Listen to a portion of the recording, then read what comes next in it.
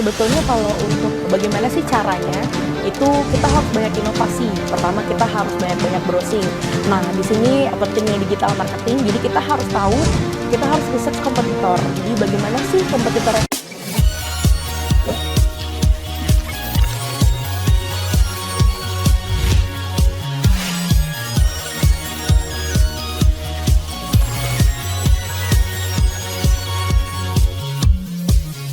Selamat sore, waduh kita kedatangan ini anak muda yang sangat menekuni bidangnya, yaitu bidang digitalisasi marketing.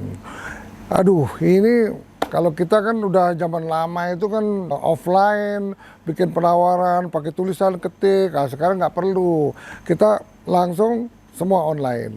Namanya saya udah tahu, namanya Rani. Lahir tahun, bagaimana sih perjalanan digital marketing ini sampai bisa bekerja di banyak perusahaan. Bagaimana sih menjadi seorang marketing menggunakan digital yang baik gitu. Oke, nama saya Rani. Saya base-nya itu sebetulnya hukum. Jadi saya hukum. Ternyata setelah saya menekuni di bidang hukum, lalu saya lanjutkan pendidikan saya di Singapura jurusan digital marketing. Karena saya merasa memang saya mempunyai bakat tersendiri untuk di bidang marketing dan komunikasi gitu. Nah, karena sekarang ini teknologi sudah semakin berkembang, jadi saya rasa digital marketing adalah bidang yang tepat untuk saat ini yang paling banyak dicari oleh masyarakat, oleh perusahaan juga gitu. Jadi ya begitulah kenapa saya memilih jadi digital marketing gitu, Mr. Fiksi. Ya, saya dengar katanya sekarang sedang mengelola hotel dan restoran. Di mana saya sangat salut sekali. Karena apa? Revenue hotel itu bisa dengan revenue restoran. Itu belum pernah ada dalam usaha perhotelan itu revenue hotel sama dengan revenue restoran. Hotel saya sendiri biasanya kalau revenue-nya 100%, biasanya untuk khusus restoran maksimal kita bisa mendapatkan revenue 30%. Nah, bagaimana sih cara mengelola sebuah hotel sehingga revenue hotel dan restoran bisa sama? Sebetulnya kalau untuk bagaimana sih caranya, itu kita harus banyak inovasi. Pertama kita harus banyak-banyak browsing.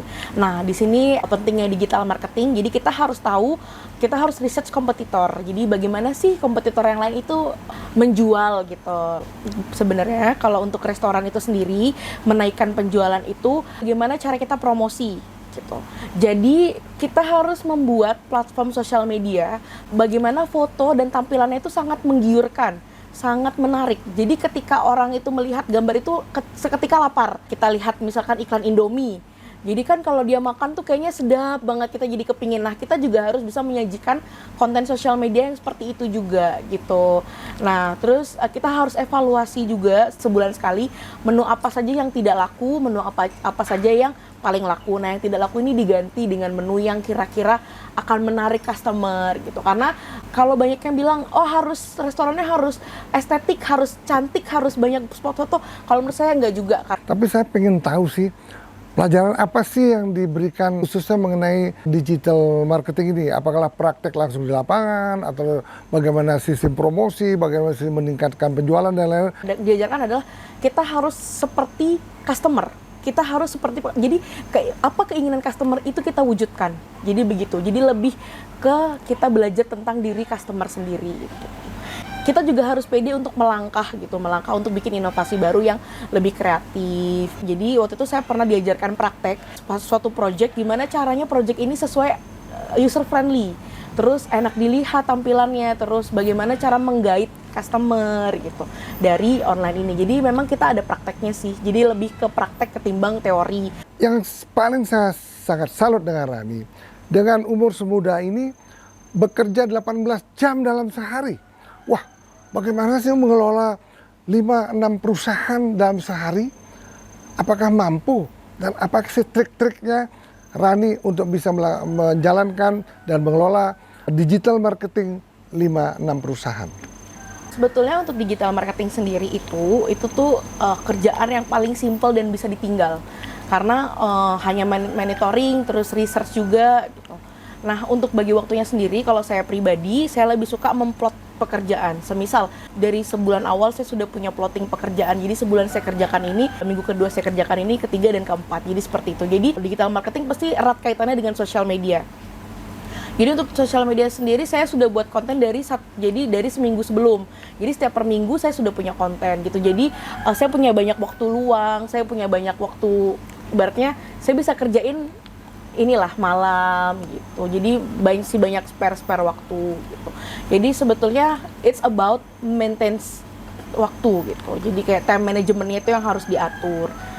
Bisakah menceritakan sebetulnya program apa sih yang dimiliki oleh anak-anak muda sekarang sehingga walaupun mereka sudah menggiati belajar banyak mengenai digital marketing, mereka juga sangat sulit mencari pekerjaan. Kiat-kiat apa sih yang bisa diinformasikan kepada masyarakat sehingga dia bisa menekuni, memperdalam lagi ilmu digitalnya dan dia lebih mudah mencari pekerjaan?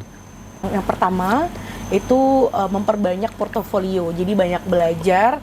Terus yang kedua itu kita rajin untuk browsing karena pekerjaan itu kan gak hanya di Indonesia. Jadi ada pekerjaan yang dari luar negeri juga. Apa salahnya kalau kita mencoba gitu. Terus yang ketiga itu kalau bisa kita sering-sering ikut internship. Jadi dari perusahaan-perusahaan biasanya mengadakan internship 3 bulan. Itu sangat bagus sekali di CV dan di portofolio karena untuk di era mengkerucutnya khususnya untuk digital marketing, social media spesialis dan graphic design itu sendiri yang paling banyak yang harus kita punya itu adalah portofolio. Nah, dari portofolio itulah kita akan di-trust sama orang. Udah pegang perusahaan apa saja sih, sudah mengerjakan apa saja, lalu hasilnya yang dikerjakan tuh seperti apa, begitu. Memperdalam ilmu, memperbanyak portofolio, memperbanyak pengetahuan kita terhadap digital. Karena digital itu sekarang setiap bulannya itu berbeda-beda dan trennya tiap hari juga berbeda-beda gitu. Jadi memang semua itu nggak ada yang instan gitu. Jadi tetap harus sesuai dengan rulesnya gitu. Jadi nggak bisa habis kursus, habis sekolah langsung mau gaji 2 digit, oh nggak bisa. Jadi memang harus bertahap. Ikut program internship dulu, memperbanyak relasi itu penting. Relasi itu penting gitu.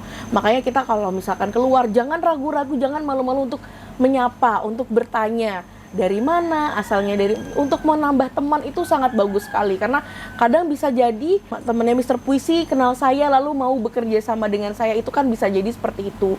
Emang harus memperbanyak relasi gitu. Ya, di era komunikasi seperti ini memang sangat perlu relasi. Selain restoran sama hotel, pekerjaan apa lagi yang digeluti dan bagaimana caranya membagi waktu sehingga sehari itu bisa menghandle 5 perusahaan gitu. Jadi kebetulan untuk di hotel dan restoran sendiri Rani itu hybrid kerjanya, jadi 2-3 kali ke kantor. Nah di saat ke kantor itu saya maksimalkan untuk membuat konten video untuk bersapa dengan para tamu. Kadang kalau ada tamu yang makan saya sapa, itu saya maksimalkan 3 hari untuk membuat konten. Lalu sisa hari itu setelah 3 hari itu saya masih ada waktu lagi 4 hari itu saya edit. Jadi saya punya timeline. Di hari pertama saya datang ke hotel dan restoran. Di hari kedua misalkan saya datang ke properti. Di hari ketiga semisal saya datang ke membantu untuk personal branding juga di Canggu.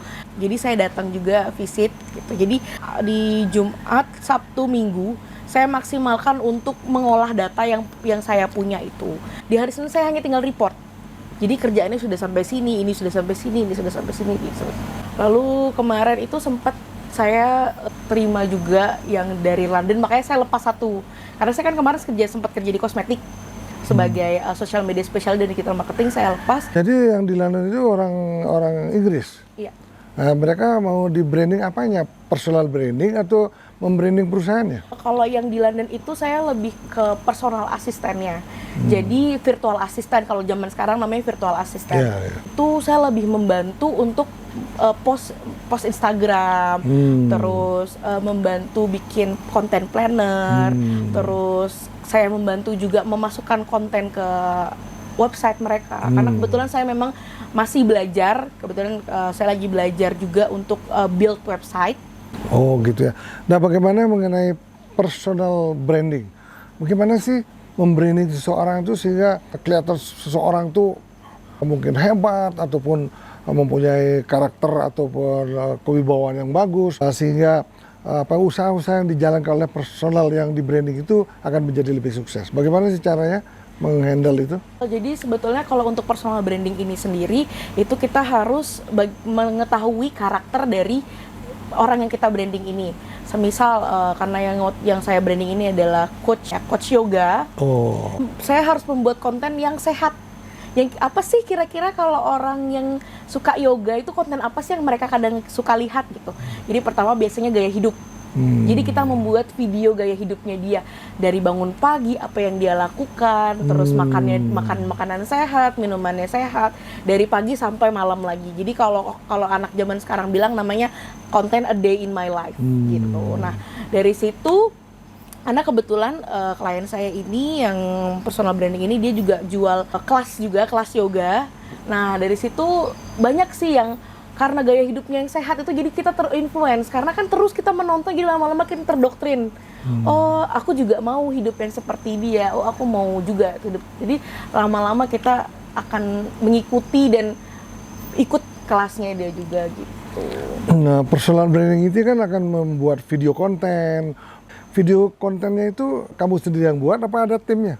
Kalau video konten itu saya hanya membuatkan skripnya aja. Oh, skrip. Misalkan kayak hari ini kegiatan kalau biasanya hari Senin sampai hari Minggu kegiatannya apa saja. Jadi nanti saya buatkan skrip. Jadi nanti hari ini ke sini makan di sini, karena sebetulnya ada in my life itu ada juga yang spontan, ada juga yang dibuat-buat gitu, ada juga yang gimmick. Makanya kadang kalau iklan kan disisipin pakai body lotion atau apa gitu kan semisal. Nah, itu dari situ kita namanya soft selling gitu. Jadinya itu yang membuat audiens jadi tertarik untuk beli atau misalkan ikut gitu. Sangat unik sekali sekarang itu banyak konten-konten kreator yang videonya merugikan masyarakat. Apa sih bisa nggak memberikan saya pendapatnya mengenai flexing yang dilakukan oleh konten kreator yang saat ini yang banyak sekali beredar di Indonesia ini? Oke, karena sebetulnya konten flexing itu adalah karena kalau konten semisal kita share di TikTok atau Instagram, konten flexing yang kita buat itu sebetulnya kalau dari sisi positif kita mengajak orang-orang yang di bawah yang tidak pernah merasakan pakai mobil Alphard, naik helikopter, tapi kita tunjukkan ini loh experience yang kita dapat, ini loh rasanya kalau naik mobil mewah. Itu sebetulnya positifnya. Tapi kalau dari sisi negatifnya ya itu tadi, kita jadinya terkesan seperti sombong, seperti pamer. Jadi sebetulnya itu tergantung dari sudut pandang masing-masing. Tapi memang di era digital ini banyak sekali konten-konten yang menggiring opini, sehingga banyak sekali anak muda yang terjerumus terlalu dalam sosial media atau dunia maya, sehingga dia berambisi sekali kayak ingin menjadi kaya. Akhirnya dengan cara bagaimana ya cara mendapatkan uang instan, jadinya mencuri dan sebagainya. Itu juga dari sisi buruk dari sosial media itu sendiri. Jadi kita memang harus bijak dalam bermain sosial media. Terus bagaimana pendapatnya bagi para konten kreator ini memamerkan bahwa dia itu menyumbang sesuatu ke orang-orang yang nggak punya, kemudian ke orang-orang yang butuhkan, itu sebetulnya kan itu bukan flexing ya. Kalau memang itu murni, memang itu sumbangannya untuk orang-orang yang membutuhkan, sebetulnya kan baik. Nah, kalau seperti itu kira-kira kan baik nggak untuk masyarakat? Sebetulnya itu sah-sah saja kan, karena kita mengajarkan orang-orang yang belum pernah berbagi, ini loh rasanya berbagi, begini loh caranya kita membantu sebagian teman-teman kita yang membutuhkan gitu. Jadi kalau menurut saya sih sebagai konten kreator itu nggak masalah kita bikin konten berbagi, kita bikin konten bagi-bagi uang untuk orang susah, itu sah-sah aja karena memang itu perlu. Jadi kadang ada orang yang terlahir kaya tapi tidak punya empati terhadap sesama, tidak punya rasa berbagi. Jadi mungkin dari konten itu kita bisa tunjukkan ini loh, berbagi itu seperti ini. Kalau gitu saya juga setuju kalau berbagi kepada orang-orang yang susah. Rasanya itu dipromosikan nggak apa-apa, sehingga orang ikut untuk berbagi kepada orang yang susah, kan gitu kan. Oke, sekarang gantian ya Mr. Puisi, saya yang tanya. Wah, tanya apa nih? Jangan yang susah-susah tanyanya. Jadi kan Mr. Puisi ini banyak banget nih bidang bisnisnya. Oke, sekarang saya mau tanya tentang hotel. Mr. Puisi ini hotelnya ada di mana aja, Mr.?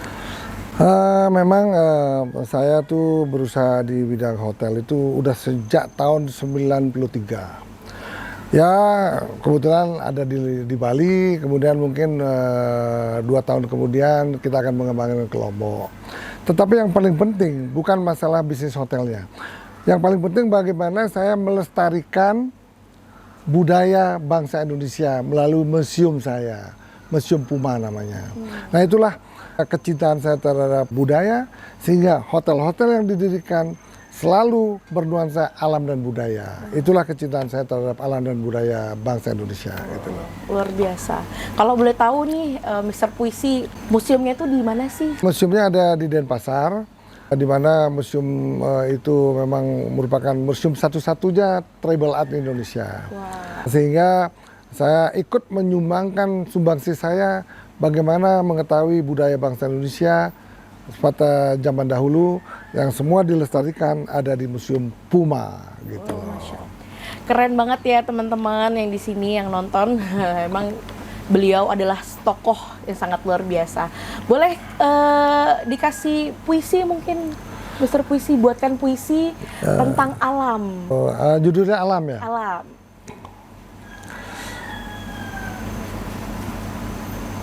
Setelah aku duduk termenung di kursi yang sangat sederhana ini, aku menoleh ke depan, kelihatan indahnya alam yang telah menghiasi tempat ini. Aku menoleh ke kanan, demikian juga indahnya sama dengan yang di depan. Untuk itu, keindahan alam ini kujadikan inspirasi, kujadikan pegangan hidup, sehingga apa yang kita buat harus mengacu kepada alam yang indah, sekaligus untuk melestarikan budaya Bangsa Indonesia. Ketika alam itu dirusak oleh manusia, saat itu juga aku bersedih. Maka marilah bersama-sama melestarikan alam bangsa Indonesia sehingga kita bisa bernafas dengan penuh bahagia. Keren banget loh puisinya. Dalam waktu berapa menit tadi ya? Ya, kira-kira pembicaraan hari ini cukup sekian. Kedepannya saya ingin mengulik lagi betapa dahsyatnya anak-anak muda dalam menjalankan bisnis digital marketing yang sangat mendunia saat ini. Tepuk tangan.